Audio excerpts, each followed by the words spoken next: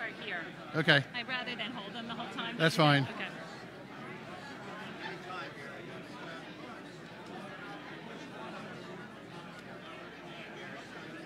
Yep.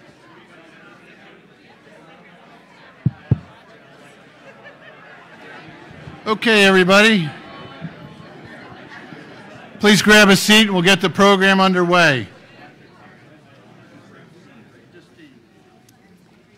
My goal is to break the record set last year of a 2.5-hour induction and make it slightly shorter. So today's Washington Post has a picture of the bull and bear, and it's one of these things where there's 12 differences in the picture, which is kind of fun. I have found 9, but there's 3 left to go. So anyway, I'm going to give this to Lee, but a nice little thing for the archive, and funny how things like that work out. So with that, welcome to the induction, our 8th one for the National Sailing Hall of Fame, and I must say we have an eclectic, deserving group of inductees today, and I can't wait to hear from them. That's what it's all about, to hear their words of everything that they've done in their long careers. The goal of the National Sailing Hall of Fame is to acknowledge excellence in competition and to reward contributions to the sport and to celebrate sailing.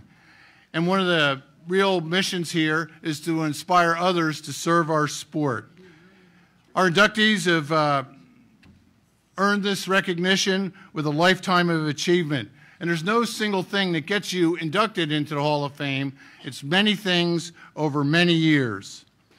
Over the years, we've been now in San Diego, we've been to New Orleans, we've been to Detroit, Annapolis, Bay Head, New Jersey, San Francisco, Newport, and it's really nice to be here at Fort Lauderdale. And the club, Lauderdale Yacht Club, is going to rebuild this whole place in another year, so we wish you well with that. We've just gone through that in Annapolis, and I found out our budgets were exactly the same. I don't know if the pain getting permits is the same, but anyway, I wish you well. And when we come back, I'm sure it'll be special. Every year I look at our list of inductees and think, well, is there some kind of theme that brings all this together? And in the past, we've had overcoming adversity or going long distances. But I think a common thread this year is the blending of art and science in sailing, putting the two together to achieve excellence out there on the race course.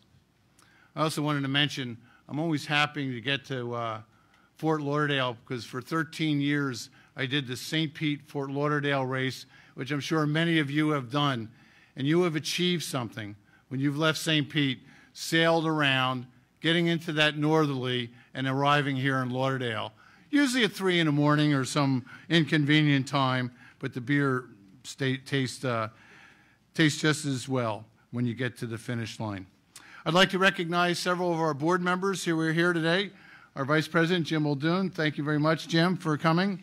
Therese Kilroy, Corky Potts, David Elwell, Phil Lotz, Teresa Davis, Dayton Carr, Gus Carlson, Tom Whidden, Andy Rose, David Hauk, Chris Odorowski, and Corey Sertle, who you'll hear from, is going to be our new ex officio member as President of U.S. Sailing.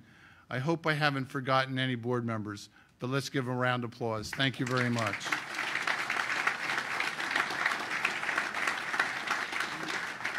So on the stage, Vice Commodore John Dunn we'll hear from in a minute. Thank you very much for your hospitality. Everybody's been having a good time here for the last couple of days. And as I mentioned, Corey Sertle, the second woman and to be President of U.S. Sailing. Corey, welcome. And we have some people that have already been inducted to the Sailing Hall of Fame here, some of our heroes in the sport.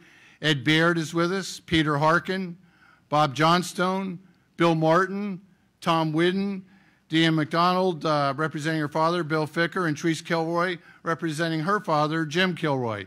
So let's give them a round of applause. Thank you very much for coming. With that, I'd like to present our colors by the Fort Lauderdale Police Department.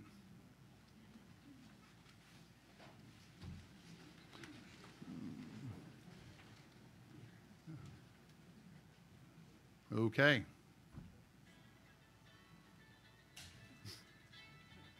it for me?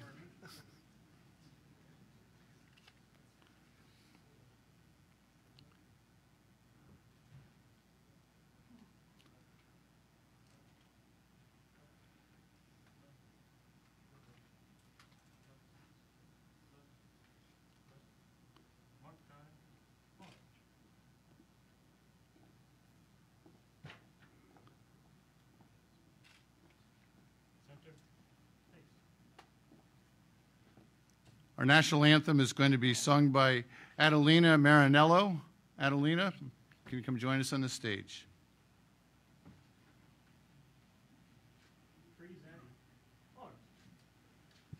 Give it 10 seconds. Okay. Oh, say, can you see by the dawn's early light what so proudly we hailed at the twilight's last gleaming, whose broad stripes and bright stars through the perilous fight o'er the ramparts we watched were so gallantly streaming, and the rockets' red glare, the bombs bursting in air, gave proof through the night that our flag was still there. Oh, say, does that star-spangled banner yet wave o'er the land of the free and the home of the brave?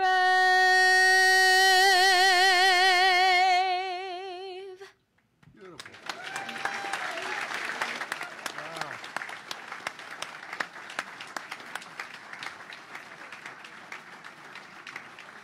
Well, thank you very much. You can be seated. Thank you very much.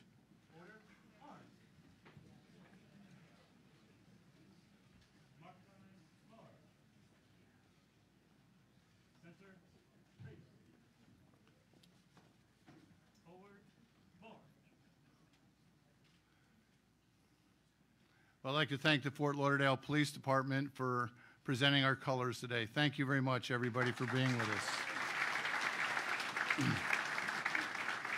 So each year, we dedicate the induction to a different entity, and this year we've dedicated to the Lauderdale Yacht Club Sailing Foundation. And turn your attention to the screens. We have a little video to present about their activities. The Lauderdale Yacht Club Sailing Foundation is dedicated to improving the lives of young people of all social and economic areas through the sport of sailing. It focuses primarily on children from the ages of 8 to 18. We promote values of community and family involvement, team participation, decision-making, responsibility, and respect. The Lauderdale Yacht Club Sailing Foundation is dedicated to improving the lives of young people of all social and economic areas through the sport of sailing. It focuses primarily on children from the ages of 8 to 18. We promote values of community and family involvement, team participation, decision-making, responsibility, and respect for others.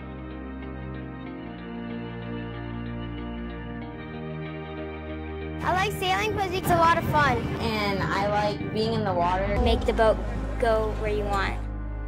The Lauderdale Yacht Club Sailing Foundation awards Learn to Sail scholarships and competitor sailing grants to children who otherwise would not have the opportunity to reach their sailing goals. Really honored that the Fort Lauderdale Sailing Foundation provided scholarship funds for us this year. Sailing is the ideal sport for people with disabilities because it's all about team. And with the right equipment, you can get on a boat and you can be driving a boat. And when you drive a boat, you believe that you can drive your own destiny. For the many juniors who continue to pursue their sailing goals through their high school years, the sport has opened doors to entrance into many of the country's tough universities. Today, I would like to do an Olympic campaign.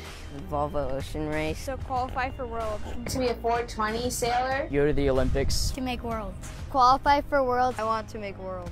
Go to the Olympics. Be really good at regattas. I want to be the best sailor I can be. The mission of the foundation is to provide support, education, advocacy, leadership, and assistance to the children of South Florida.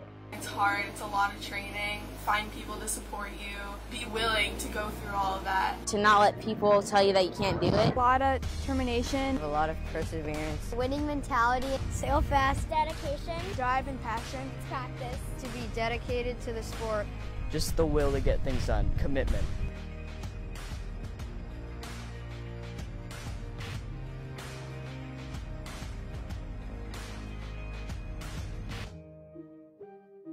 The Rhode Island scholar and author George William Curtis wrote, "It is not the ship so much as skillful sailing that assures a prosperous voyage." These sentiments express the goals of the LYC Sailing Foundation in the support of the youth of the community. We feel strongly that sailing builds character, self-reliance, self-respect, and leadership skills. As we say, heritage breeds the future. Thanks, Sailing Foundation. Woo! I would always open up the door. Always looking up for higher floors. Want to see it all. Get some sailing in. So I'd like to introduce Vice Commodore John Dunn. He's a member here for 31 years. He spends his time in the financial business, and he's a power boater. But we're working on that today. Anyway, John, welcome. It's so nice to be here at your club. Thank you. Great to meet you. Well, if that video doesn't get you fired up to sail, I might have to start sailing, Gary. So maybe you can teach an old dog a new trick or two. But what a great crowd. Last night's dinner was fabulous. I thank you all for attending. But when you put on an event like this, it happens with just more than a few people. So I'd like to recognize Mike and Jody. Can you come up here for a second?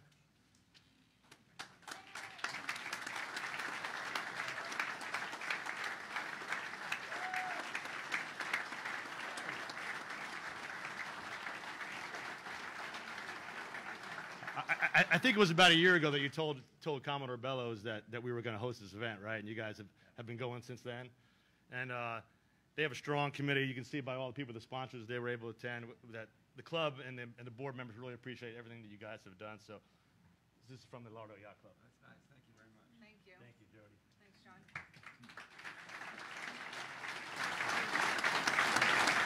Thank you, guys. Those guys worked really hard at this event. So I'll give the floor back to Gary. No, he didn't want to do it. Okay. There you go. Peter Komet didn't want to speak? Yeah. He did, but we ran short on time. Well, we'll see how we're doing at the end of the program here. I'd like to introduce our new president of U.S. Sailing. She's been in office for almost a month now, and we were together last week over in Sarasota for the World Sailing meetings. Corey and I serve on the Council of World Sailing, which we have found to be a challenging organization, but I was quite heartened that with the 10 Olympic classes, we've approved just one out of 10 to be an offshore event. It's double-handed, and I'm thinking, gee, maybe I should get back into it, and Corey can sail with, I don't know, we'll see. Anyway, Corey's an Olympian. She's been a longtime supporter of the sport, sails on and off the water. Her kids are really good at sailing. Her husband's really good, but she's our superstar, Corey.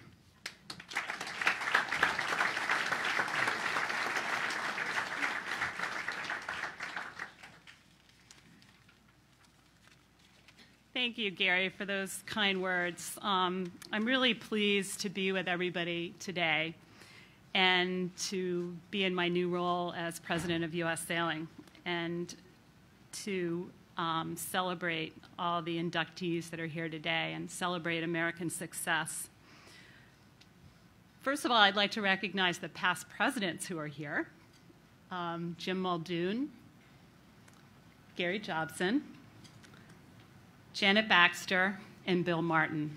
I'm following in their footsteps, and I look forward to their great advice moving forward. We're really fortunate in our sport that we have a lifetime sport that's really rich in experiences, and I know everyone here has shared a lot of really great experiences in the sport. And I've had my share and really value that, all the sport's given to me. And I just want to share a couple of them, and as they relate to two of our inductees today.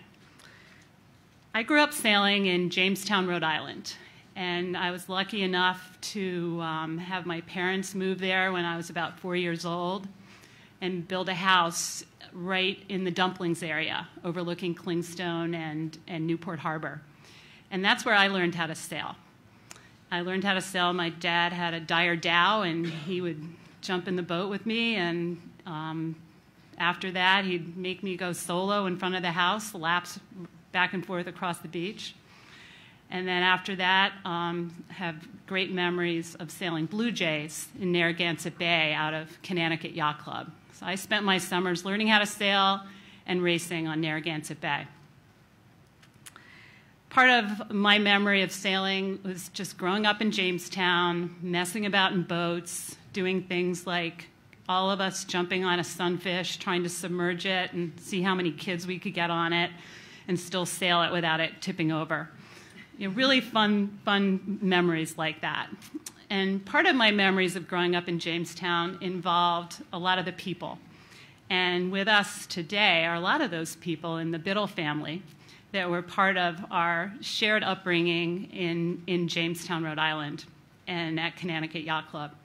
And some of my fondest memories every summer was looking forward to the Johnny Biddle movies and sitting on the floor of Connecticut Yacht Club while all the adults were sitting in the chairs and watching Sophie and Scott's dad, do his thing every year. And just really, really fond memories. And this summer, when it was announced who the inductees were, I happened to be at Connecticut Yacht Club for an evening function, and lo and behold, the first person I ran into was Sophie, and so I was able to give her a big hug and congratulate her, and looking forward to hearing Sophie and Scott talk about their dad today. So that was a great shared memory of my upbringing in Jamestown. The second one I'd like to talk about is how sailing has taken me in many directions, both in my Olympic sailing and being inspired by being an Olympian in '88, being part of the women that won the first gold medal in 1988, but also part of a really strong group of women that pioneered Olympic sailing back in that time, and inspired me to do 2 more Olympic campaigns. But it also inspired me to get involved with giving back to the sport. And at that time, I was asked to be a delegate for U.S. sailing to world sailing. Actually, it was IYRU at the time. And one of my earliest memories is going to, it was Hamburg, Germany at the time, for my first meeting. And Ding Schoonmaker was one of the leaders of the U.S. delegation. And my memories of that time is Ding being very kind to me as a new member of the delegation, one of few females in that delegation, and Ding being welcoming. I watched him operate within his group of people in the committee structure, and really admired how well he was respected by the international community, how much he taught me and others in our delegation taught me about how to listen, how to be effective internationally, and how to be successful in that environment. So I have really fond memories of Ding being so good to me. That was back in the days where you went to those meetings and it literally was smoke-filled rooms with very few women, and things have changed a lot since then. And Ding, you've been such a champion of our sailors through the years.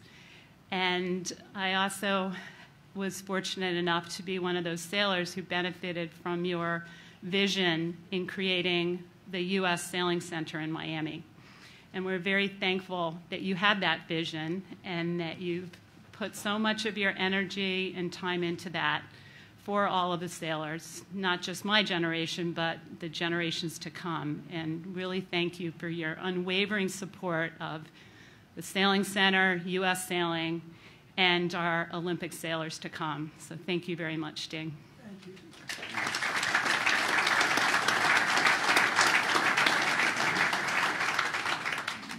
So now on to the future. As we know, Ding really believes into the future of our sport. And over the last 2 years, U.S. Sailing has made a lot of changes. We moved into offices last September. We restructured how our organization interfaces with the sport. We've become a customer service-facing organization dedicated to delivering first-class solutions and services. We focus on local sailing organizations and sailors. And we've created a strategic roadmap through a strategic planning process that's involved many of you here as stakeholders. Our plan embraces the diversity of our sport, lifelong participation, training of instructors, coaches, race officials. We try to share the best practices with our local sailing organizations. And our focus is in supporting all of you who are involved in various organizations to be successful in strengthening our sport. We work really hard to connect with all of the volunteers around our country who support our great sport of sailing. The National Sailing Hall of Fame aligns with U.S. Sailing and its mission in preserving the legacy of sailing and celebrating heroes. U.S. Sailing's vision is to inspire future generations of sailors, and we're all part of this plan. Thank you very much. Very nice. I think Ben read that. Thank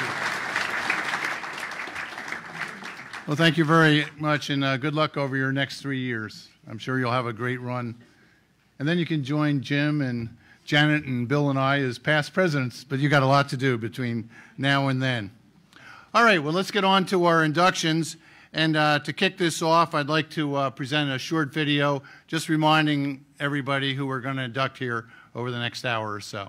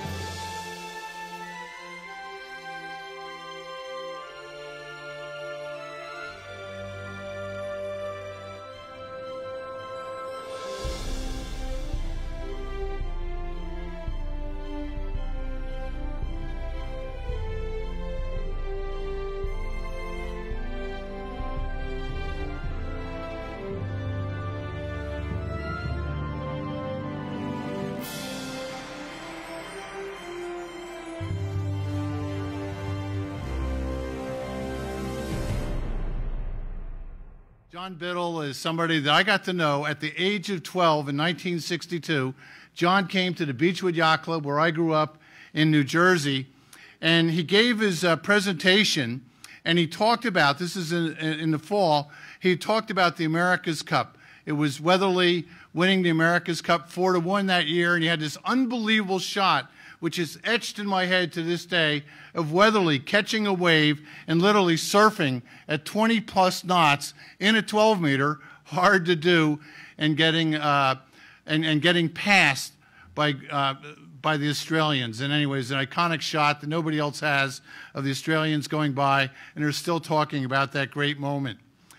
John stayed with me several times in my little condo in Annapolis back in the 1970s after the America's Cup. And I spent a little time with John at his place up in Jamestown in 2006 and 2007, looking at all his footage. And this one day, I said, John, could you just kind of narrate a little bit for me? I want to kind of see how you used to do it. And he was no different in 2007, narrating his beloved film that he had been in 1962. And he sure was an inspiration to me as I've tried to catch up to him, to the 3,000 lectures he gave. I'm at 2,700. So hopefully I'll reach John Biddle's level. Well, anyway, John is very deserving. He got an America's Cup Hall of Fame about 10 years ago, and how cool to have him in the National Sailing Hall of Fame.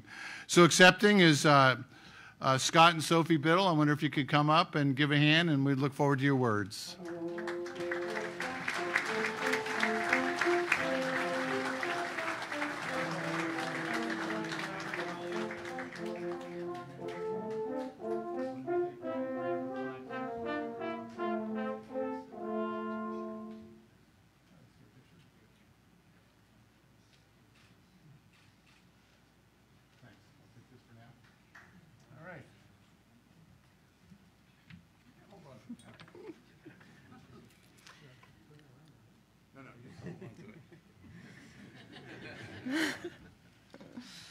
Wow. Our father was of the older generation of men that were in World War II, and perhaps because of it, learned to get a job done no matter the obstacles. You took care of and accomplished things because it was the right thing to do, and you had to get the job done. If my father had stayed at your house as a guest and you had gone off for a few hours to take care of some errands, you might return to find your washing machine had been repaired, or a loose stair to your basement had been fixed, or a gate now hung properly and closed with ease. He would never tell you that he had done these things. He just did them because they needed being done, and it was the right thing to do. When it came to the world of sailing, Dad was the ultimate cinematographer.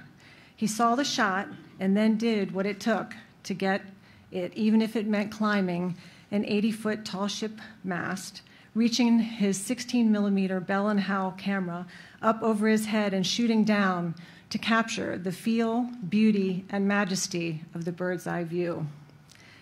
If the judging committee was bearing down on him, horns blasting for him to get out of the way, yet two boats were about to collide or create history, he would wave a friendly hello, get the shot, and in his words, get the hell out of there.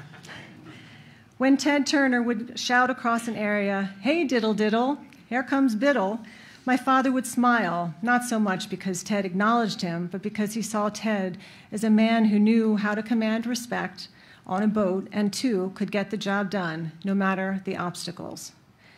Dad had a great sense of humor. He always made sure that his sailing movies had whole scenes or sections that would make you laugh. 3 Bermuda-fitted dinghies getting tangled up at the mark and sinking on the spot.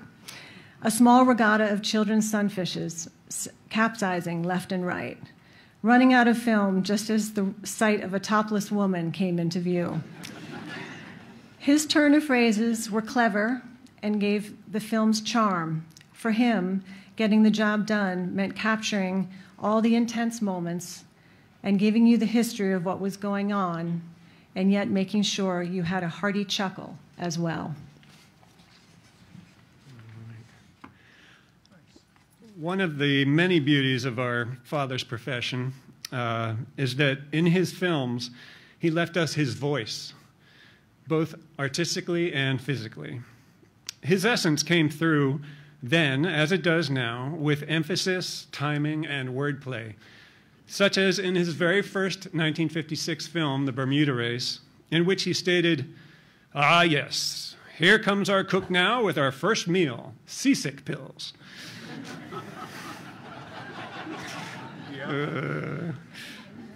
I'd like to wrap up by bringing his voice back for a short spell with 2 minutes from his 1980 film, The Great Connecticut River Race, featuring an overnight sun fishing adventure fraught with intermittent wind. In this live recording, it's the only one we have of him doing his show live. The audience's laughter informs us of what we cannot see. And it involves technology, so hopefully this will go off correctly.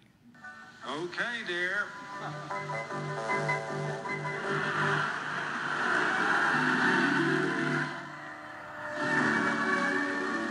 Well, a measurable wind did develop, but it was nothing that would get in the way of important things. Oh. Wrong one. Excuse me. It did get in the way. Wow, that's incredible. Right, yes. Okay, let's try this. Gotta go to the very end. Wow, that just didn't work. Let's see. Here it comes. Get that? No. Well, maybe not. Anyway, that was his voice. There were a few chuckles in there, and we are very proud, and we're sure that he would have been tickled pink over this. We want to thank our family for coming down and joining us, and Gary, and the Lauderdale Yacht Club, U.S. Sailing, and the National Sailing Hall of Fame. Thank you very much. Right. Thank you. Thank you. All right, Gary. We'll have to listen to that. We're going to sit right up here. Hearing that voice, even for 10 seconds, brought back so many great memories. And I could just hear Bill. Yeah, the first meal of the day, seasick pills, is absolutely fantastic. Thank you very much. William Webb. So a lot of people don't know William Webb. Somebody actually said, oh, what kind of boats are you sailing? Well, he isn't sailing boats at the present time, but he certainly was aware of the America's Cup during the time that he lived in the 1800s. And the significant thing of William Webb is the lasting legacy that he gave the sport of sailing, the marine industry, naval architecture, through Webb Institute of Naval Architecture. And I got to appreciate this. I think the year was 1970. I came and sailed in one of the regattas at Webb, and you had these really cool boats called the Lark. They were fast, they were fun, and we got to sail there on Long Island. And then many years later, 5 years ago, the people at Webb asked me to do a documentary on their school. I think I interviewed just about everybody involved on the faculty, administration, and lots of students. And one thing I learned, it's really hard to go to Webb. But thankfully, Webb produces great naval architects, marine engineers at this fabulous institution, and every single student that has gone to Webb Institute over all the years has gone there tuition-free because of the legacy that William Webb did. He's, of course, no longer with us, passed away, I think, in 1899. But Keith Michelle is accepting. He's the president of Webb Institute. The chairman is here, I'm sure you'll introduce, and other people from Webb. So, Keith, come on up and accept for William Webb. We're going to come over here.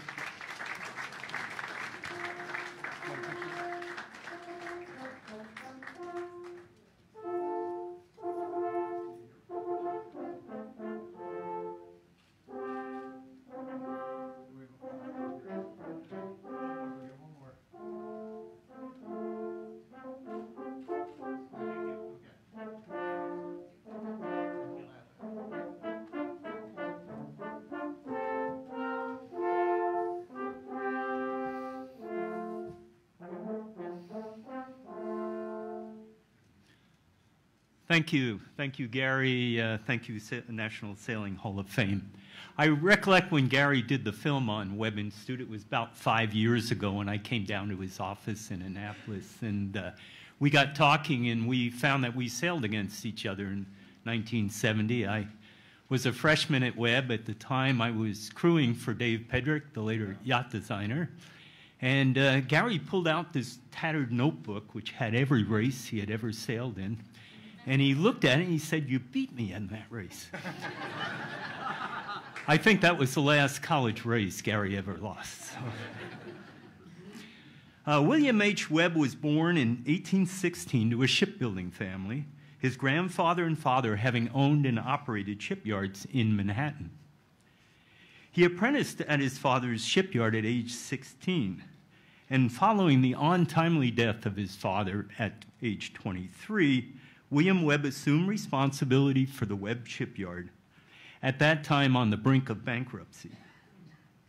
He went on to design some of the finest and most seaworthy vessels of the time, including the clipper ships Comet and Young America, as well as a wide range of package ships and steamships. Anticipating the transition from wood to iron to steel, Webb closed the shipyard in 1862 and focused his efforts on other business endeavors, including ownership and management of a steamship lines, investments in real estate, and in the fledgling oil industry. Unlike his father, William Webb was an astute businessman and amassed a considerable fortune. Webb had a reputation for integrity and a strong sense of civic duty. 3 separate times he refused to run for mayor of New York City, notwithstanding the pleading of the Republican Party. Rather, for 14 years, he served as chairman of the New York City Council on Political Reform, created in the wake of the Boss Tweed scandals to monitor activities of the city government.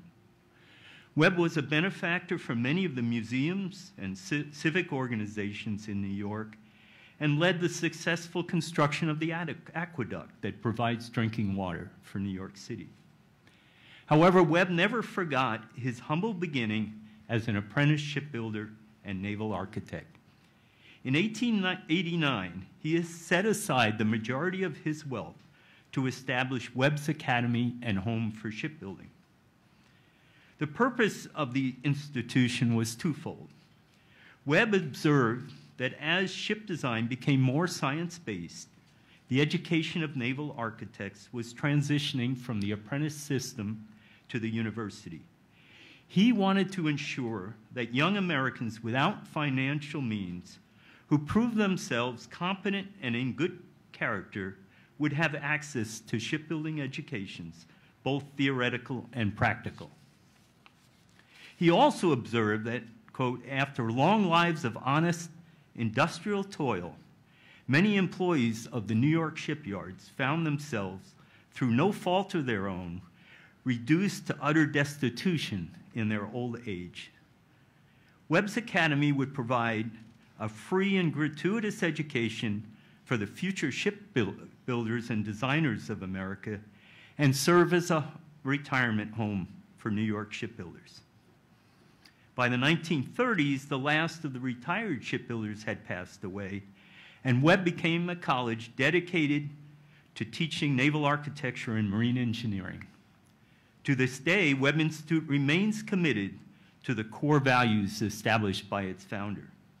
It offers a rigorous education, both theoretical and practical, and grants a single degree, a Bachelor's of Science, in naval architecture and marine engineering.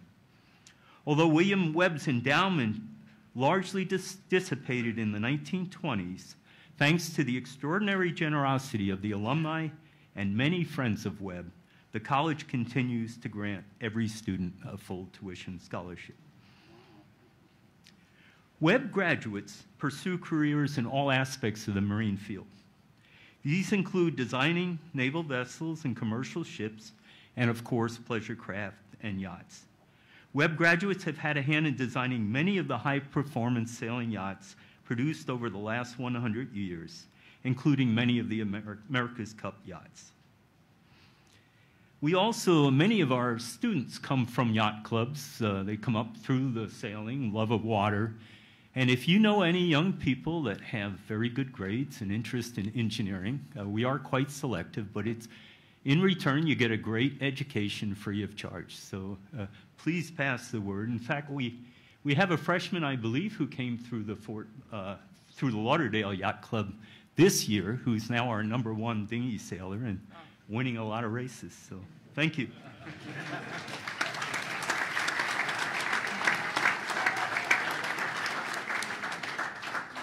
I'd like to close with just, hanging on the wall in Webb Stevenson Taylor Hall, our main building, is a certificate given to William Webb by the shipwrights of the Port of New York on the day Webb's Academy was opened. It reads in part, "Our experience with the world teaches us that as a rule, men in acquirement of wealth forget their humble and less fortunate brothers. But we are thankful to know that there are exceptions to this rule, the evidence we have here today. Mr. William Webb's disinterested benevolence, which actuated him in this work, making it a labor of love, we assure him that our hearts respond and bless him, and we know that future generations will adore his name and endeavor to emulate this noble spirit of love and self-denial." I would like to thank the National Sailing Hall of Fame for acknowledging historical figures who have laid the foundation of knowledge that we build upon today. Men such as shipbuilder, naval architect, civic leader, businessman, and philanthropist William H. Webb. Thank you very much for inducting Mr. Webb, whose contributions to education will help ensure a pipeline of designers for the yachts of tomorrow. Thank you.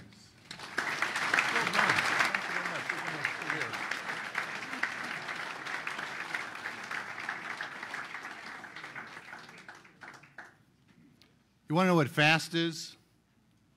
Fast is when you're sailing as fast as you can, and this other boat's going faster, and you look, and it's Vince Bruin over there on the other boat. This is a guy that knows how to go fast. He's had a long career in sailmaking with North Sails and Star World Championship. And one of the questions I want you to answer, Vince, today, do you prefer crewing or skippering? Because in reading all the information and talking to lots of people that have been involved, you seem to be equally at home, whether you're the skipper or the crew. So with that, Vince Bruin, come on up.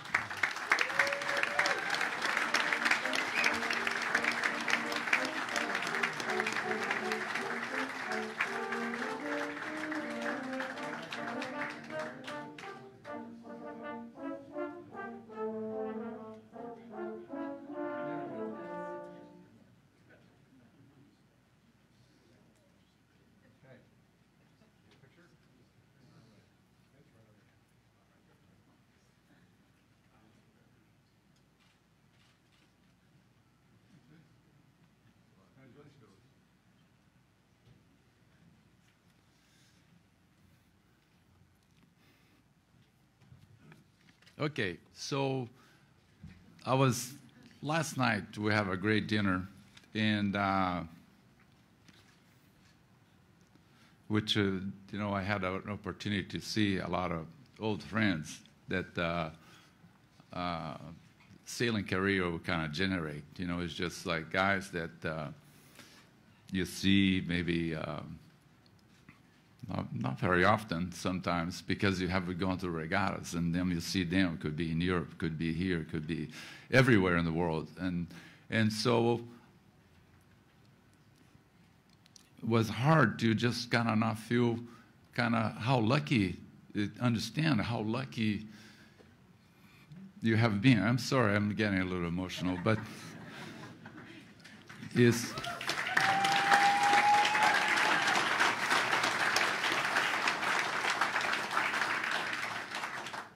But being like between friends, a whole bunch of friends. I have so many friends here, it's incredible. And them being inducted to the Hall of Fame is just like, what an honor. But even more important to me is the journey to get me here. The experience of meeting all these people, sailing all the regattas, grew up in Brazil, and the opportunity to meet some incredibly talented people from every kind of part of the world, and not just part of the world, but part of life. I mean, some people from everywhere. You know, that's the interesting thing about sailing. You know, you meet some people that is top of the industry, but you meet some other people that is just like a regular guy and is just like myself. I'm a sailmaker and trying to make a living making sails, and so we have the opportunity to kind of all of a sudden share an experience that forever engraved on you. And so anyway, for the people that don't know, not aware of my background, I was born in Cold Spring, New York. Hard to imagine, but yes, it is true. And I didn't falsify my birth certificate or anything. My parents, Brazilian parents, my dad was working in New York, working for a steel company. He's an engineer. And so they were living there for 8, 9 years. And I basically 3 years old, when I was 3 years old, they went back to Brazil and they joined the yacht club. My dad was originally son of a farmer, so he had no sense of water. So sailing to him was just an adventure. And so he joined the yacht club because they have a yacht club nearby. My mom said, hey, this would be great. We join the yacht club. Is the water there? The kids would be busy. And so that worked really well. He bought a little sailboat, maybe a 32-footer. I don't know for sure.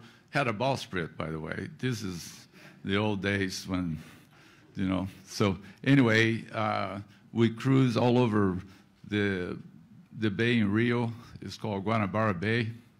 And Guanabara Bay, in the old days, used to be pristine. And before the bridge, the oil rigs and everything else.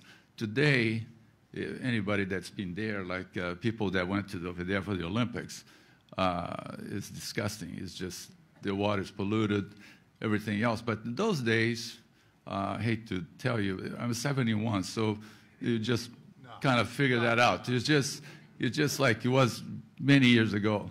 And the water was pristine. And with me, with my brother, my sister, my mom and dad, we cruised around the bay, and we had a ball. It was fantastic. And we kind of got in the water, just kind of meeting other people. The yacht club had a whole bunch of other people that would cruise around the bay, anchor, spend the night, and it was the best thing we can possibly do.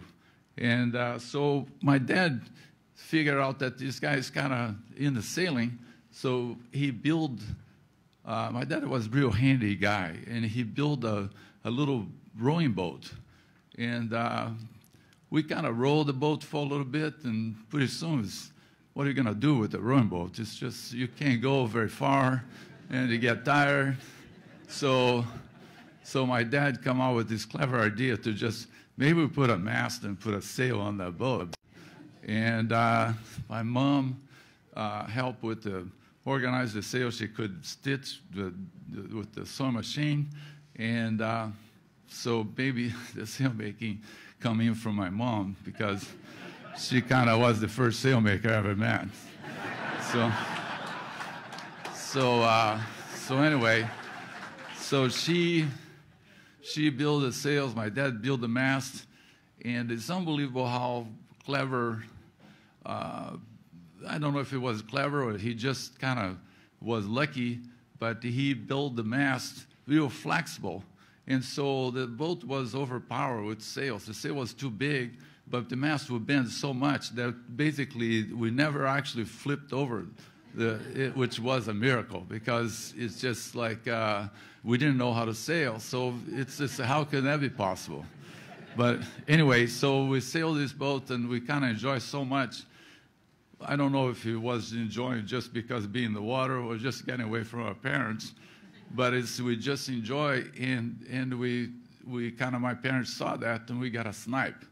And so we start sailing snipes, and that was our start of our sailing and racing, because before we didn't race, we just basically, and so we started racing, and the racing in Brazil was like, you didn't have a trailer. You have a little dolly, well, not even a dolly, it was a cart with barely, it's really hard to move around. And so boats will go to the race by water. So we get a tow from place to place. You go from regatta to regatta by towing a boat from place to place. So it was quite a bit of experience. And sometimes we come back like late at night. I mean, it's just like, because it's a Navy tugboat, and put everybody together. Everybody, oh, you're going to Rio de Janeiro Yacht Club, okay. And everybody gets in, they tie the boats down. I don't know how my parents didn't get in trouble with you know, nowadays for sure he would get in trouble by just not taking care of their kids. But in reality, it was a great experience because we learned how to defend ourselves, and we learned how to survive on a real kind of, we go for the whole day, and we have a little lunch that we prepare, but was, you know, we basically was an experience every kind of weekend. But you know what was the best thing was, what a kid, for a kid at that age, we were, like, I was maybe 9, 10, my brother was 12, 13, and we had a ball. It was one of the best experiences any kid can ever have.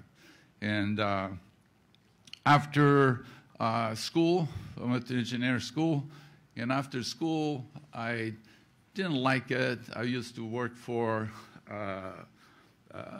in construction, and so I was in charge of the 4 or 5 floors, so I don't remember exactly. And I quickly figured out that there was all the time, sometimes in the weekend I have to be there, and I'm like, hey, this is racing time. I can't. This is not a job for me.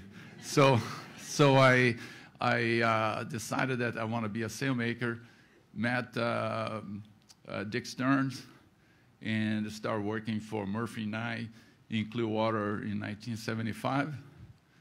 Met a whole bunch of people that some are here, like Marshall Dwayne and several people that is just like my early days. I met Ting, and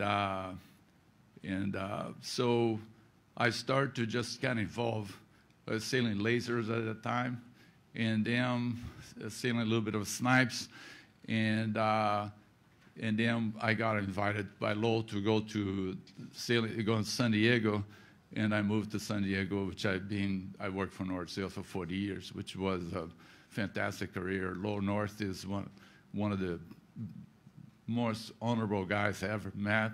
Was a good counselor or a good guide to have the parents that I didn't have the parents here, so he was my kind of oversee dad, and he basically gave me not just like a good help me with the sailing, because the guy was brilliant in sailing, but also gave me a lot of directions how to be a better person too. So I have a lot of respect for Lowell. I know Lowell is a Hall of Fame, and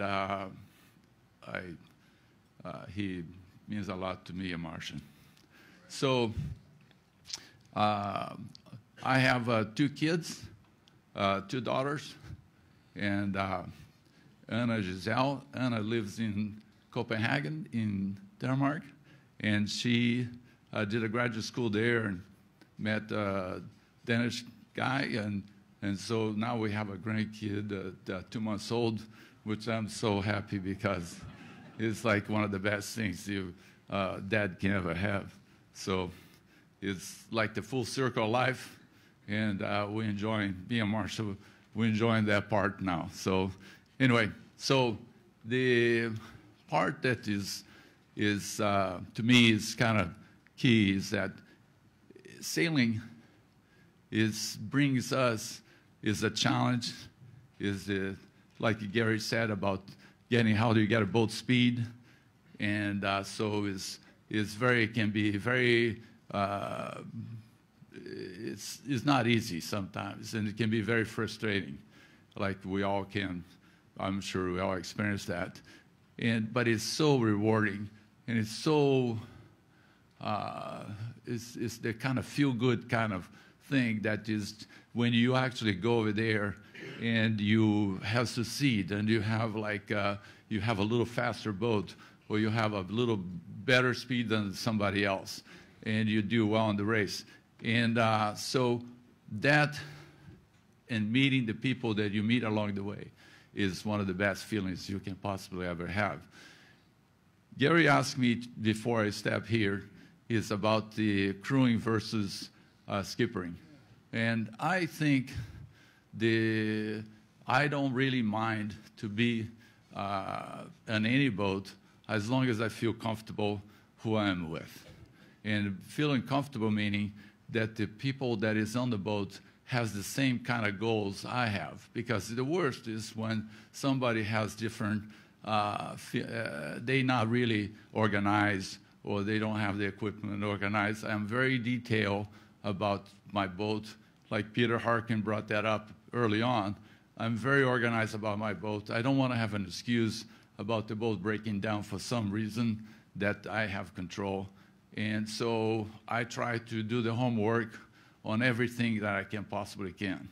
And so when I show up for a regatta, I'd be very disappointed with myself if I don't have the boat organized and I have a breakdown or I have something that didn't work well. And I learned that from people like Ding, Dennis Conner, Lower North, all these guys, they don't show up for regatta if they're not ready to go. And it's not like you don't enjoy or you're going to be no, it's easy. You know, if you just do the homework and just pay attention to little details, everything will come true. Crewing is basically you have to fit in on the position that you are. So if you're skippering, you have to rely or you have to trust the people that you're with. I think the biggest mistake that people make a lot of the times is that the guy say, okay, you're going to be my tactician for the day or for the regatta, but they really second-guessing the person, and it's nothing worse. So if you're sitting over there in the rail calling tactics for someone, and the person is second-guessing you, it's kind of really hard to be a good tactician. So one of the things I learned when I'm being crew for my brother for many, many years, or being a skipper, is that how you fit in on that position, how you do the best to satisfy for the whole program. So if I'm a helmsman, I try to make sure that I trust the tactician that I am with, and just right or wrong, let the chips fall where they fall, and not be second-guessing someone. And that goes to the person that's in the bow or everything else. So with that said, one thing that happens too, I hope this is not too long, but it's just like, you got about a minute left. Okay, so it's that when you sail and you go into regattas, a lot of the times is if you, particularly when you have kids, you go away and your family is back, and the wife is the one who holds the fort. Marcia, my wife, a lot of the times holding the fort, and so they are an integral part of your success. And a lot of the times, people tend to forget that.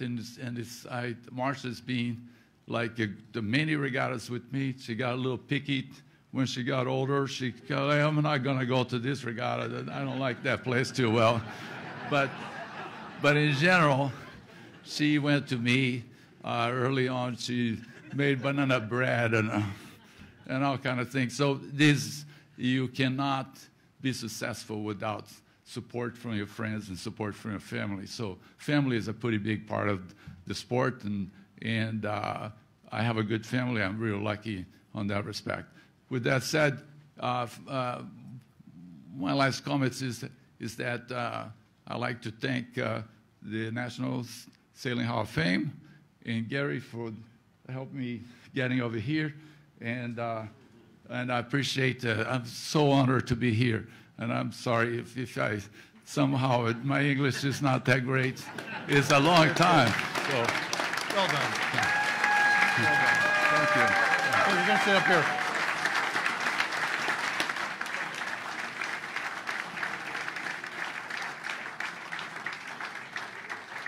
Boy, for a guy that was born in New York State, you sure show a lot of emotion. Maybe that Brazilian blood is there. Vincent, thank you. Well done. Heartfelt, eh? All right, next up, George Koumentaros. Holy cow. You know, I think it was 1972. I was at Nassau during the SORC. I was pretty young, and somebody said, "Are you going to the Baccarat party?" Holy cow. I'm still recovering. Anyway, as many years that George has been sailing and racing and setting such a high example for all of us with his sportsmanship and dedication to the sport is really special. But I was thinking about what story do I tell, and this kind of says a lot. So Tom Blackhall and I went to George Koumentaros and said, "Hey, we're trying to put together a 12-meter effort for the '83 Cup, and we wonder if you could make a contribution." And he kind of looked over his glasses at us and said, "Well, I don't think you guys are going to get there, and I don't think I can help you. But if you get a 12-meter, if you actually get a boat, come back and talk to me." Well, we got lucky, and we got a 12-meter built, and I was sailing with George by that point, and it was a Bermuda race. And the Bermuda race was canceled or postponed for a day, and I'm down below at the chart table. And I said, "Oh, by the way, George, I just want you to know we have a 12-meter. It's being launched. And you remember that comment last winter about you contributing to our campaign?" And he said in his accent, "Oh, this is going to be expensive postponement." And he pulled out his wallet, and he had one folded check in there, which he kind of spread out on the chart table, and sat and wrote a check to us for $100,000. So very cool, and that helped us get over the top. So I always thought. So with that, I'd like to bring up his son, John, and his wife, Elena, his sister, Flora, Christina, and George's son-in-law, Giannis, if you could come up and join us here on the stage.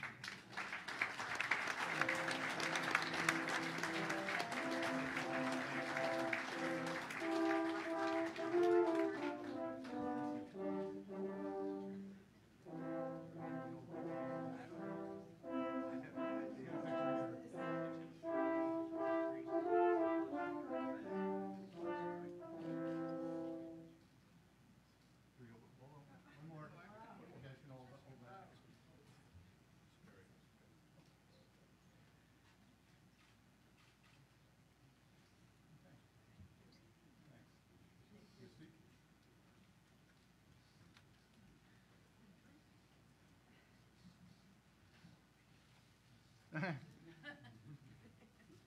want to wear it for your dad? Yeah, I can. Okay. Am I? Sure. I'll put it on. Well, that was an expensive postponement. The induction today of my father, George Koumentaros, is a tremendous honor.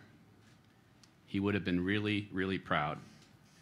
His biggest achievement while he was alive in sailing was winning the coveted Lighthouse Trophy to Bermuda. He competed in 26 races spanning 52 years, and his biggest moment in sailing was taking home that Lighthouse Trophy. Today, being inducted into the National Hall of Fame elevates him posthumously and everlastingly to the pantheon of great sailing gods. My father was born to a Spartan father and a mother from Santorini. Now, as you know, the Spartans are landlubbers. They are rooted to the soil in phalanxes. Whereas the islanders of Santorini, they depend on the sea and the wind. So somehow coming from Santorini and Sparta, he ended up in Corinth, I think. And that's where perhaps his Corinthian spirit started. What is the Corinthian spirit?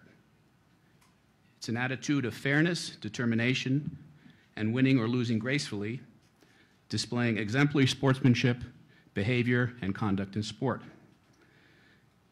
As the embodiment of the Corinthian yachtsman, however, Dad was much more than a consummate amateur. He also had the Spartan spirit. Now in Sparta, when you went off to war, you were either to come back in victory holding your shield or in defeat lying on it. In other words, you didn't come back alive if you lost. So Dad embodied both the Spartan and the Corinthian spirit, and it centered around the pursuit and the achievement of excellence with honor and dignity using the full extent of your abilities. This is the Spartan Corinthian spirit which Dad had in spades.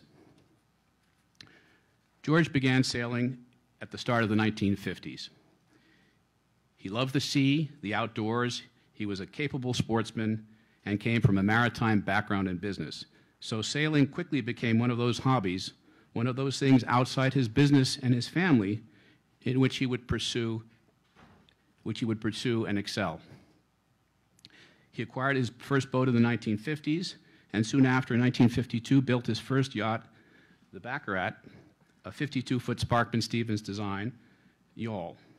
People may wonder why it was called after the casino game, but that's another story. In 1969 came the Sparkman-Stevens 73-foot yawl Baccarat.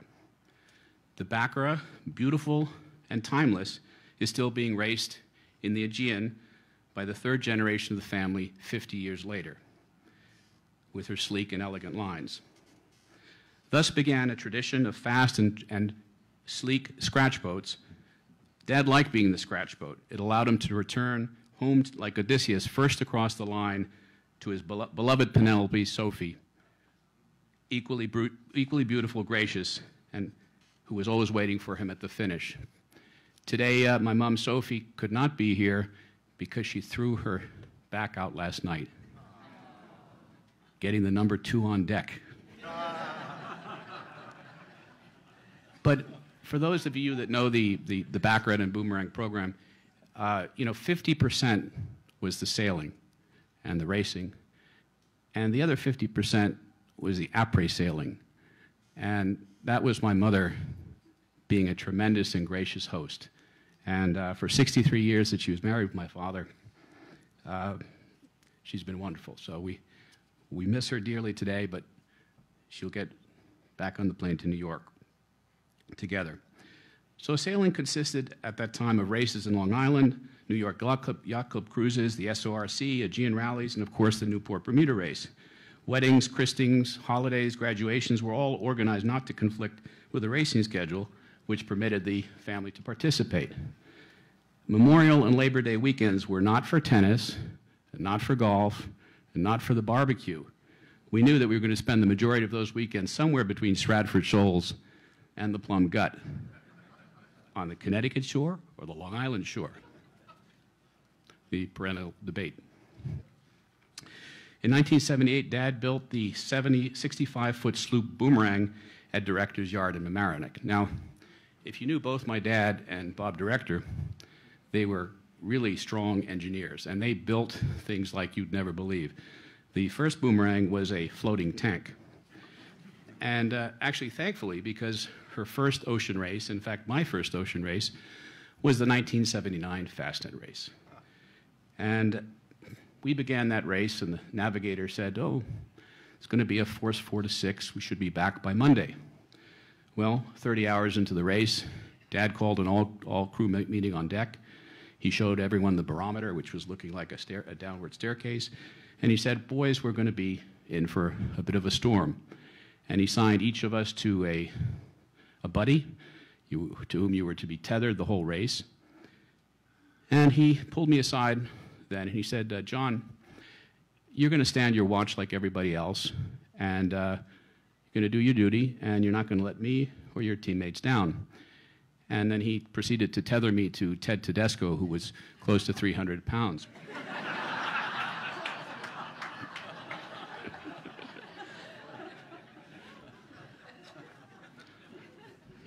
It wasn't easy getting rid. The waves were 60 feet high, the winds 100 miles an hour.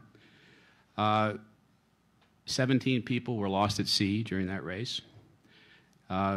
We suffered one separated shoulder, and really we had a very well-built boat, an exceptional crew, and with the grace of God, we survived. And a small incident on that race was Bob Director was on board, and we got caught up with a little bit too much sail aloft, got knocked down, and thanks to Bob, who ran up to the foredeck in only the way Bob could run up, took his knife out and cut the luff of the main away and really saved us from disaster. So it was really being with great sailors and capable sailors. So I asked my father after the race, is every race going to be like this? And it was really from that race that I became hooked to the sport. I mean, where else could you pursue excellence and be amongst the best in the world? Where else could you really do that? It was a great opportunity to be around the people that were really best in the world in sport. So thus followed a long tradition of collaboration between Herman Freres and my father. Freres designed the Maxi of 1984, the blue boat, and the Gertz-built Maxi of 1996, the white boat. In these two boomerangs, we set the record in the Newport Bermuda race from 1984 to 1996, 4 times. We were the fastest boat there, but it was like being the New York Yankees. And of course, in 1996, we won the coveted Lighthouse Trophy. Yet Dad not only competed to win. In Bermuda race in 1970, we finished second to Windward Passage at the time, and undertowed to the Royal Bermuda, we took the Windward Passage undertowed to the Royal Bermuda Yacht Club, and as they approached the Two Rock Passage, Dad ordered the tow line cast off and turned his yawl back around so that Passage would have the honor of being the first boat into Hamilton Harbor. This is what the Bermuda race and what the Corinthian spirit is about. Maxi boat racing during the 80s and 90s was exciting racing. The International Maxi Association, first under the IOR and later under the IMS, was guided by a core rule. It was owner-driven, at least for the start, the first windward leg and at least one more windward leg of the course. The Maxi class featured legendary owners and programs, such as our Sailing Hall of Fame members, Jim Kilroy and Bill Koch. There was also Raul Gardini with Il Muro de Venetia, Larry Ellison, Sayonara, Hasso Plattner, Edmund Rothschild, Marvin Green's Nirvana, of course Huey Long on Dean, and Bevan Coppell's Congier, to name a few. Venues included Newport, Isle of Wight, Palma, Sardinia, San Francisco, and Hawaii. I was about 18 to 24 during those years, so I was having a really good time. It was exhilarating racing, having dueling 80-footers at the start, or competing for the weather mark in 20 knots of breeze. In between the America's Cups, the Maxi class was where the sport of sailing, designers, tacticians, owners, and crew convened. It was team racing at its finest, and it was still able to maintain, at least partially, the Corinthian spirit. We had some wonderful rivalries, particularly with Bill Koch and Jim Kilroy, with tremendous camaraderie and very exciting racing. In competitive vein, I know, Bill, that Dad would have turned to you with a chuckle and a grin and said that in this great honor of induction, once again, Boomerang has nipped across the line ahead of you.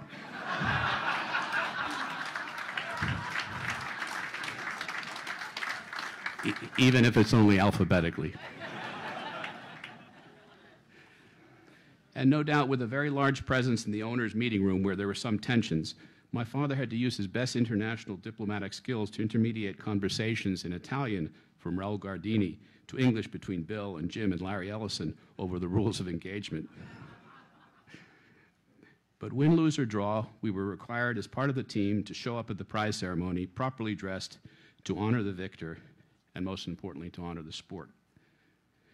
Dad ran an amazingly successful maxi boat campaign for nearly 2 decades and watched as his Boomerang family and the team that brought so much success grow and having families of their own. For him, sailing was not only a way to be out in the elements, competing successfully. It was also very much the fellowship of being in a group, a team, a family of like-minded people with a common goal in hand, doing something they really enjoyed together. We would fly often in from Nigeria on the eve of a vineyard race or a Block Island race, and Dad would don his beige cashmere sweater, turtleneck, his foul weather gear, and his boots, and his Greek captain's hat. He'd settle in at the nav station, and to answer your question, Gary, that's where he really loved to be, was the nav station. He loved to play around with the instruments, and he was a great navigator. He'd settle in at the nav station, and Seastone would pass back the meatloaf with the egg in the middle, and he'd completely relax and switch off. He was at home, at one with his boys and girls, with his sailing family, and all was good. Perhaps it allowed him to a further platform to do what he was so good at doing, leading and inspiring by example, using logos or his reason to have a plan, using his pathos, which is a combination of passion and compassion, to inspire us, and ethos, the underpinning of everything, of the example of how to follow. Perhaps in conclusion, I may stretch the George Kumantaros definition of the Spartan Corinthian spirit one final step further and say that perhaps it is the pursuit and achievement of excellence with honor and dignity, using the full extent of your abilities, leading and inspiring. In this, in sailing, and in life, George Kumantaros was in his element. On his and my family's behalf, thank you for this tremendous honor.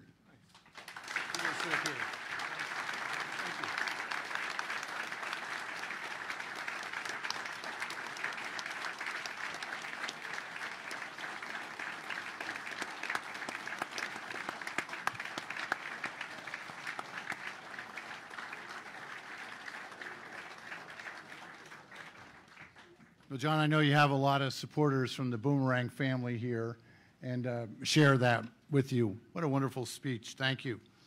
So the award that George was presented, and our next awardee, the National Sailing Hall of Fame Board of Directors instituted a Lifetime Achievement Award category, which we give occasionally, when appropriate, for somebody who's made a contribution or had tremendous success in the sport of sailing, and that's the award that George received, and he is part of the Hall of Fame and has been inducted. So very special. And our next recipient is in the same category for all the great things that he has done over the years, both racing and contributing to our sport. Hey, look at this. Want to see something cool? It's a Rolex. And when Matador won the World Championship back in 1990, and Mike Topa was on board, our skipper, Bill Koch, said, "So, Gary, when you won the America's Cup, what did you get?" And I said, "Well, we got a Rolex." And he said, "Well, gee, that'd be cool. Maybe we could get you, the navigator, a Rolex. What about the rest of the crew? There's 23 people on the boat." And so, Bill, I've been wearing mine proudly, and I know everybody else on the Matador crew has been wearing their Rolex proudly. So thank you for that. So here's my one story about Bill Koch. Bill says to me one time, and you know, just kind of random, and we're at a dinner or something, and he asked, "Would it be helpful to you as tactician if you could tell what the wind was doing before it got to the boat?"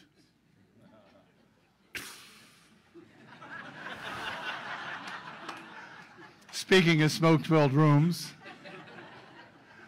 Well, gee, Bill, that would be really helpful if you could figure out what the wind's going to do before it gets to the boat. I haven't figured anybody out to do that. I said, okay, I just wanted to know. Months later, we're out in San Diego, and America Cubed is tuning for the company. He says, you know, I've been thinking about this. Could you read the wind before it gets to the boat? Come with me. And we go up in the point at Point Loma, and there's this truck there with a boat anchored out, and it's got this LiDAR system sending signals back and forth with a kind of an oscilloscope reading what the wind is going to be doing. And so, Bill, from that little comment, I knew it was dangerous to suggest, yeah, it'd be helpful, because then you took off with it and did something very cool. And that really defines what Bill Koch is all about. He takes a scientific mind to try and analyze, well, how can you make a boat go faster? And he sure did that with Matador and later with winning the America's Cup. And with great honor, we award you the Lifetime Achievement and induct you into the National Sailing Hall of Fame. Bill Koch.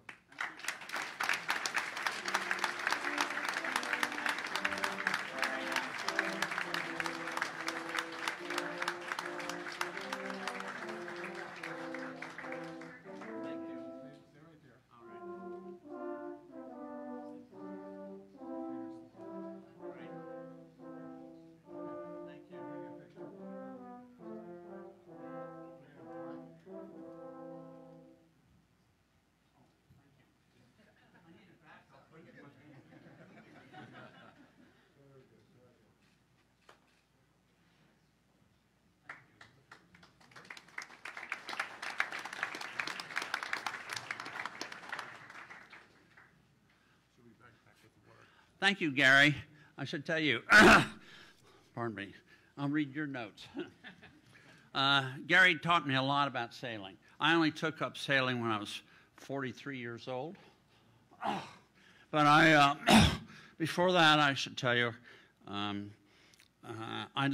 had sailing in my blood, even though I grew up in Kansas, if you could believe that. But see, Kansas has seas of grass, and it has prairie schooners. But I should tell you that my mother's ancestor, one of my mother's ancestors, fought in the War of 1812 in the Battle of the Chesapeake versus the Shannon. Oh, thank you. It's straight gin. Oh, maybe I better give it to my wife. But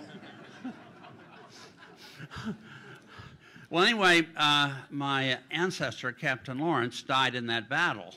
And his dying words were, "Don't give up the ship," which became the motto of the American Navy.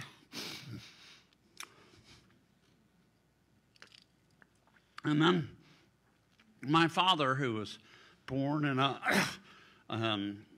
tiny West Texas dirt town called Quanah, and he hated Texas so much, I mean, he hated the small town so much, that he ran away when he was 19 and shipped on a ship around the world. Great. So I had, pardon me. Yeah, I do. See? Then I could cry too.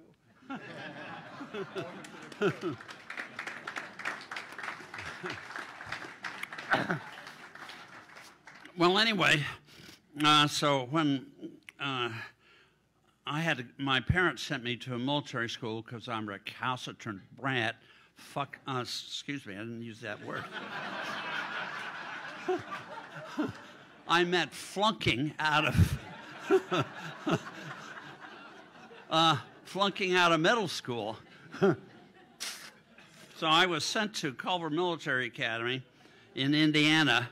And they said I wasn't smart enough to get in, so I had to go to their summer school. So I then took, because of my fascination about the sea and pretending I was a pirate or the captain, et cetera, I opted to go to their naval academy and learn how to sink boats. Then I got to MIT, got out of MIT, and then I decided to take up sailing. Of course, I went out and bought the biggest biggest boat I can, you know. For we insecure men, we want something big. Sorry. I will point out in your that whoever wrote up the very nice booklet, there's a couple mistakes in there, particularly about me. One is I have, that said I had a doctorate in electrical engineering. I do not. I have a doctorate in chemical engineering. And I will, that is somewhat relevant, probably because if I were, even though I'm I have to admit I'm a Koch brother, but I'm a maverick Koch brother. And my brothers call me the poor Koch brother. And I understand why you guys are crying for me right now.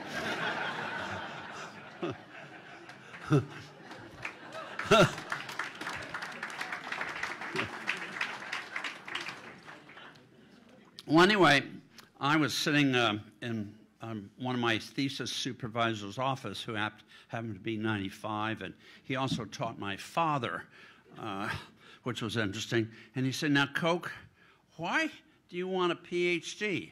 And I said, very simply, I said, "You know, I'm a hick from Kansas, and I'm a nerd from MIT. I need a little bit of prestige." And then he looked at me and said, "Well, okay, you know what BS is?" I said, "Yes, that's Bachelor of Science." And then he said, "Well, I mean the real BS." I said, "Okay." And then he said, "You know what MS is?" And I said, "Yes, that's Master of Science." And he said, "No, that means more of the same." And then he finally said, "Do you know what PhD is?" And I said, I give up."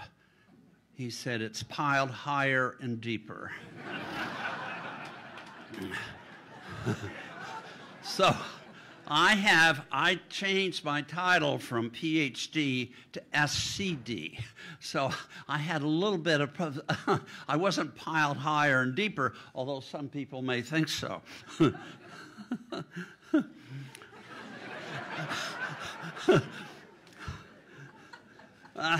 Anyway, there were some honors in this that I got in my sailing career. That wasn't in the book, and Lee, I have to complain a little bit about it, but you can understand why. I was unfortunately invited to the Bohemian Grove, which is a very prestigious thing for big shot executives, etc. My very good friend Bob Hale, who was my foremost enemy on Boomerang, but my very best friend. But anyway, I met Colin Powell. And I came up and started talking to him. I said, "You know, Colin, I think I outrank you." He kind of looked at me. He didn't even smile. He said, "What do you mean?" I said, "Well, I'm an admiral in 4 navies, and you are only the head of the United States complete military." He said, "Well, which navies?" I said, "The Nebraska Navy, the Kansas Navy, the Alabama Navy, and the Boy Scout Navy. I haven't found a uniform yet. I'm looking for one." Well, anyway, sailing was great for me. I loved it, particularly. I loved the competition, pardon me, with Boomerang. In fact, Gary and I were in a race for the first World Championship of the Maxis in Newport. And Boomerang was a little bit faster and cleverer, although Gary was much cleverer. So we got 20 seconds ahead of her, and we kept her at a distance at that. And then we were rounding the final mark, headed for the finish. That's when you finish going upwind, you know, a 1.5 or 2 mile race, or not race, but leg. And as we were doing that, we were all proud. You know, we're going to beat Boomerang. I was assigned to grind up the runners. Another guy, his name is Checkstay, was assigned to bring up the checkstay. You know what the checkstay is? It goes on. I was pulling the top of the mast down, and he had the checkstay go right here, and so he was pulling that forward. And we were grinding up like mad to get around, get the sail up, and be first. Right around that mark, crash. The boom came down. Only cost $300,000. Well, we dropped out. And we could have won the most beautiful trophy you'd ever seen. Remember that? Swarovski Cross. That wasn't your fault. I try not to remember. It's this thing. Big, beautiful thing. Well, Boomerang won it. And then after that, I kept racing against Boomerang. We always came in second behind it. One time I was complaining to George. I said, George, I'm awfully tired of looking at your ugly stern. And he turned to me and said, Bill, we love looking at your beautiful bow.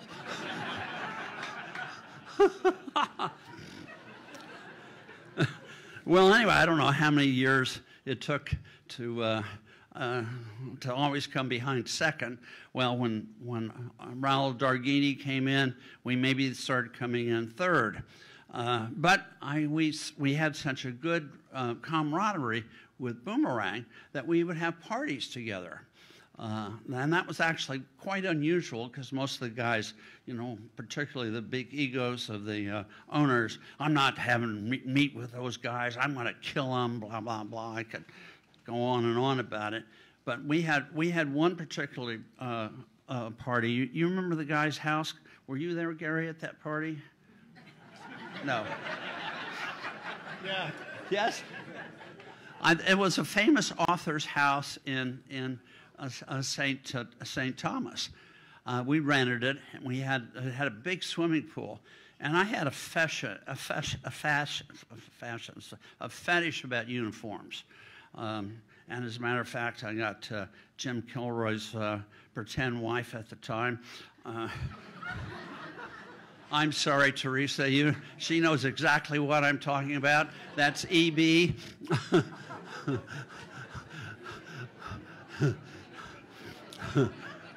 But anyway, the great thing about Matador was we won the most elegant boat, and for 5 or 6 years in a row.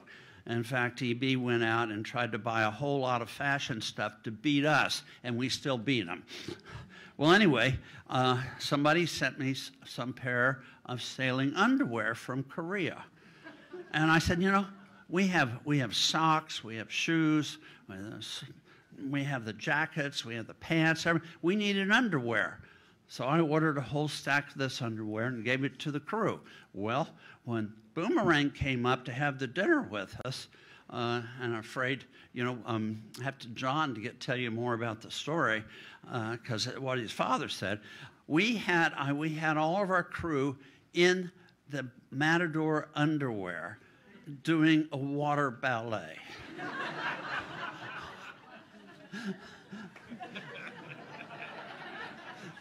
I'll let John talk to you more about it, otherwise I'll get in big trouble. But we had a great time. I don't think Boomerang ever did get any underwear, did you? No, we gave some to your crew. I have a few boxes left if you want some. But I was invited once to sail on Boomerang. Well, actually, no, I invited George first, or he called me up because his boat was in the shop and wanted to sail with us on Matador. And so I did, and I gave him, you know, 2 duffel bags of Matador gear. And then I've heard from Bob Hale, you know, the guy who ran a lot of the program along with Jeff Newbirth, that George would wear the Matador uniforms all through his, you know, in the office all the time. But then when I went on to Boomerang, Boomerang made a shirt for me that said Boomerang Cubed. Well, see, I had to build a boat to beat George. I had to build a boat, a new one. And he was so fat and he's not really was fat, but he was really happy because he's always beating us. But we built a brand new boat. We spent 3 or 4 or 5 years at MIT trying to figure out what makes a boat go fast, et cetera, et cetera. Tested about 250 models, and I go on and on about that. I've given a number of lectures about it. I'll bore you the hell out of it. But anyway, we came up with this extremely fast boat. And we beat Boomerang, and I guess in Newport, by about 20 minutes, which was phenomenal.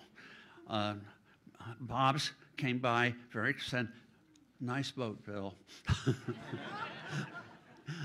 But anyway, when I went to sail with them on the white Boomerang, they made a shirt for me because I named the boat Matador Squared, you know, because I'm a nerd. We found another boat, or then they found a shirt for me that said Boomerang Cubed. And then I went from that to looking at it. Actually, to tell you how I got into the America's Cup, at first I hated it, hated the thought of it, simply because the competitors hate one another. It's hard fought. It costs a tremendous amount of money, and you got to be devoted to it. In fact, Dennis Conner said, and I started using his line, he told the crew, you got to be committed to the commitment. The crew would say, you got to be committed for being committed to the commitment. And of course you had to. But anyway, so I named our final boat America Cubed, and we tested another 250 keels, about 40 or 50 different hull designs, had a department at MIT work on it, another department at Stanford, and we came up with a breakthrough in what makes a boat go fast, particularly in San Diego. And we were fortunate enough to beat the Italians 4 races to 1. And actually, we had a big discussion afterwards about this one race we lost, and Buddy Melgus was the helmsman at the time. I shifted back and forth. I said, a couple of people said to me, Bill Koch ought to get off the boat. You know, he's just a hick from Kansas, a nerd, nutty chemist, etc. Can't drive the boat. And I would say to my crew, well, you know, with Matador, or Matador Squared, I won 2 world championships. I'm not the worst sailor in the world, but I can be on it. I said the second thing on is if I'm going to put up all the money, I'll do what I damn well please.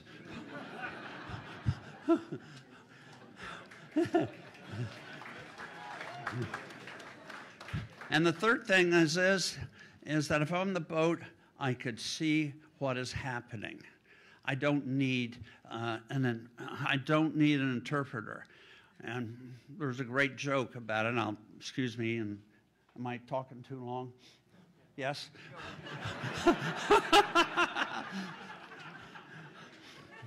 I said there's a third thing for being on the boat. You could see what's going on. You don't need an interpreter. And that reminds me of a Texas story. There was a Mexican bandit who robbed about 50 banks in Texas. The Rangers sent out the very best people they could, best guy to find him, and took him 6 months. He finally found him in a little town in Mexico, handcuffed the bandit to the tree. The bandit could only say, hold up, give me your money. Hold your hands up, give me your money. The Texan could say, get your hands up or something. And so the Texan handcuffed him to a tree, went into the local town, and found someone, a banker, who had not only gone to the Harvard Business School, but had gone to Goldman Sachs. And he said, would you translate for me? And he said, sure, I will. So he brought him back, brought the translator back, and he said to him, would you ask the bandit his name? Asked the bandit his name in Spanish. He said, yeah, he's Jose. Would you ask the bandit where he hid the money? He asked the bandit, and the bandit shook his head.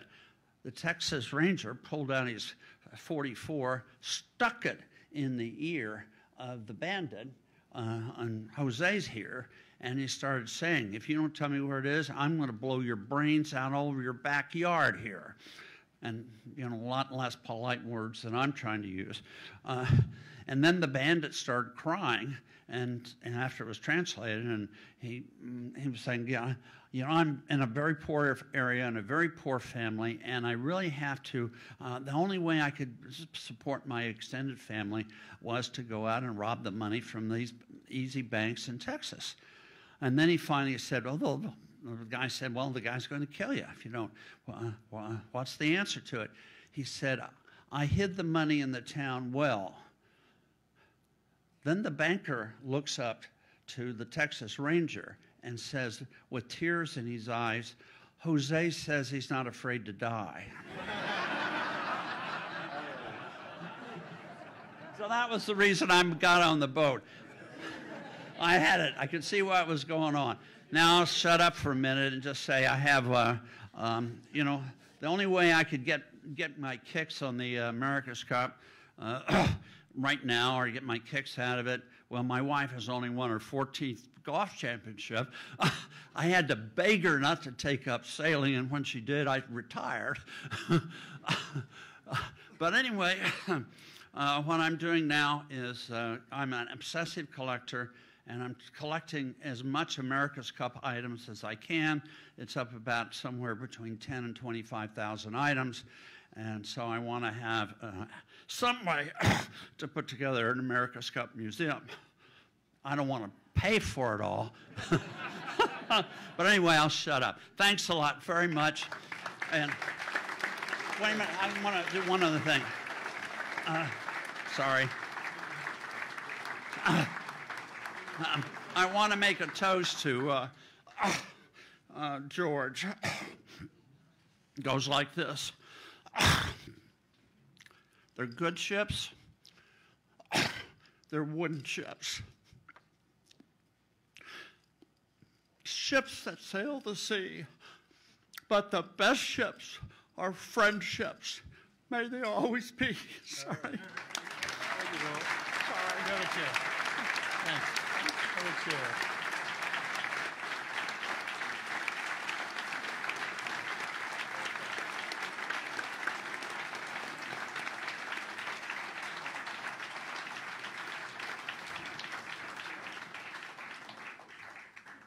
Next year, we're going to need a box of handkerchiefs here. Sure been a lot of emotions and thank yous. Well, speaking of thank yous, before we get to our last honoree, I just want to thank a few people that made this possible here over the last couple of days. Dayton Carr, thank you very much for your support. Our friends at Rolex, I worked in the commercial, thank you. Silent Maid, Peter Kellogg, his Bull and Bear, Black Watch, Pier 66, that nice event the other night, Friday night. Ralph and Martha Marinson, thank you very much. Great to be back in your town. Andy Rose, appreciate your support. CBIZ, Coral Reef Yacht Club, Fred and Barbara Detweiler. Jeff Eklund, thank you for your support. The Maritime Professional Training, Jim Muldoon, thank you very much. Ocean Independence, the U.S. Sailing Center, Miami. Ding, you have something to do with that? George and Marianne Usness, Volva Penta, Mount Gay Rum. Mount Gay always has a way of being there, don't they? The Hilton Fort Lauderdale Beach Resort, Heineken Light, the Bread and Butter Wine, and North Sails. Let's give all our sponsors and supporters a hand.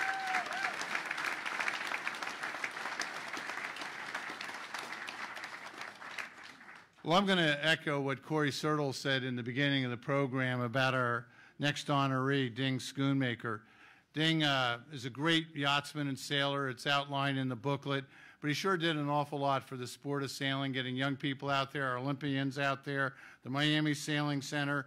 His 4 terms at World Sailing on the board exceeded only by maybe George Andriatis, who's here with us tonight, who might have had even 1 or 2 more terms on the board of World. I'm halfway through my 2nd term. There's no way I'm doing any more. Enough is enough. But anyway, Ding Schoonmaker's had a fabulous career. I have a letter here. I'd like to read a little bit of it from the International Star Class Yacht Racing Association. And it says, Ding, you're an inspiration to sailing and sailors of all ages and a true mentor to all who know you. Giving back to the sport you love has created opportunities for guidance and untold support to many sailing causes, such as the U.S. Sailing Center in Miami, and leadership to numerous organizations, a world champion, a legend in the star class and sailing world, and congratulations upon your induction into this prestigious fraternity. So I'll give it that. With that, let's welcome our latest and newest inductee, Dink Schoonmaker.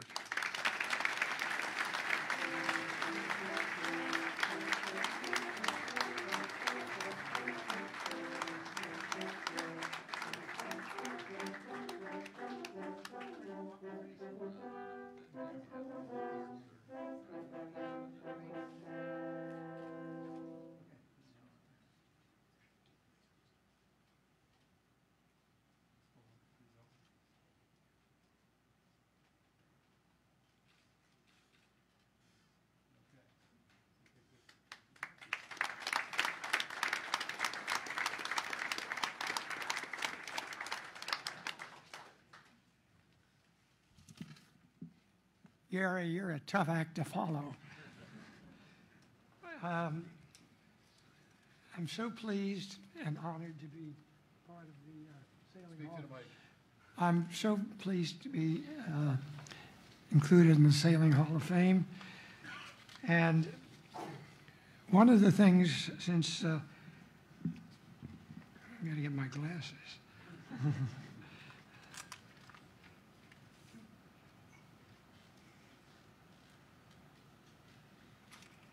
I think my greatest achievement in sailing and lasting legacy is the U.S. Sailing Center in Coconut Grove. It was made possible by so many other sailors, monetary contributions, but so many people who could not make a financial commitment helped by donating materials or using whatever expertise they had. In architecture, building supplies are just strong back to clear land and waterfront. If there was an accident, Dr. Bill Smoke, who is here now today, was around to help. We were going back and forth to Colorado Springs to talk to the Olympic powers, convincing them that we were worthy of the official designation. Finally, they came to see our facility and were duly impressed. And long last, they gave us their blessing to fly the Olympic flag. We were only the 18th official Olympic training site. We built a permanent building and had a grand opening celebration with many sailors in attendance. Today, the center is thriving with hundreds of sailors from around the world coming to train or to practice or to compete. It's a busy year. Special thanks go to some of the friends who helped over the years, such as Jeff Rubin, Mark Hamlar, Ed Cabasa, and more recently, Paul Callahan. My thanks to all of you for being here. You're going to sit on the stage right here. All right.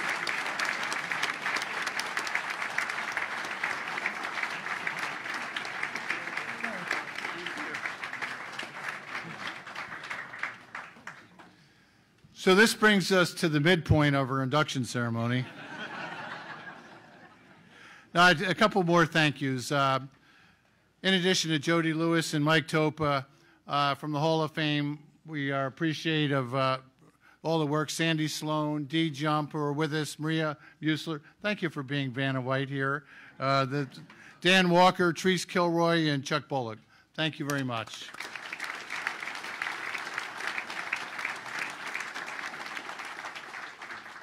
So I think the year was 1987, and my phone rang, and this guy called me and said, boy, that America's Cup down in Australia was really something. Can we do this in Baltimore? I don't know. Well, let's get a regatta going. And we put together a match race regatta called the Columbus Cup. We borrowed a fleet of a dozen J-44s and started that. And then a year later, we had this crazy event with Michael Fay's Big Boat. And Michael Fay called me and said, hey, I'd like to show this off to people. Well, why don't you bring it to Baltimore? And we did. We had Michael Fay's Big Boat on the Inner Harbor. Somebody had to organize this. Then later that summer, I got involved with Elizabeth Meyer sailing her J-boat Endeavor with Shamrock, and Ted Turner and I traded being skipper. Buddy Melgas came and sailed. So if we're going to do this in Newport, why don't we get it to Annapolis in Baltimore? And we organized that. That was pretty cool in Chesapeake Bay. Angus Phillips was the Washington Post writer. Endeavor was faster than Shamrock, but Buddy and I made sure that the race stayed within a boat length around the course. And Angus Phillips wanted to know, are you guys faking this? No, not at all. And then I had this crazy idea that somehow we could attract the Whitbread Round the World race, which had been here in Lauderdale, to also come to the Chesapeake Bay, and we were able to pull that off. Again, somebody had to organize all of this. And then we had the Volvo there a couple times after that. So we got around to the notion of having a National Sailing Hall of Fame. Who could we help manage this and organize it? So anyway, Lee Tawney's the man that's made all this happen. He organized this week. He's been dedicated to the Hall of Fame for the past 11 years as our employee and executive director. Could you stand up and thank Lee Tawney with me? Where are you, Lee?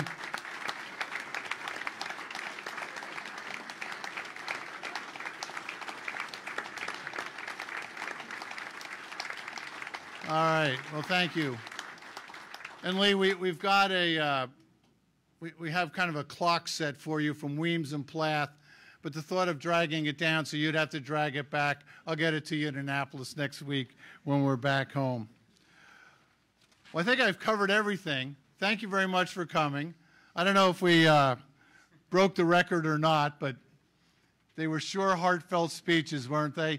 Let's give a good hand to all our inductees, and we'll see you next year. Thank you, everybody.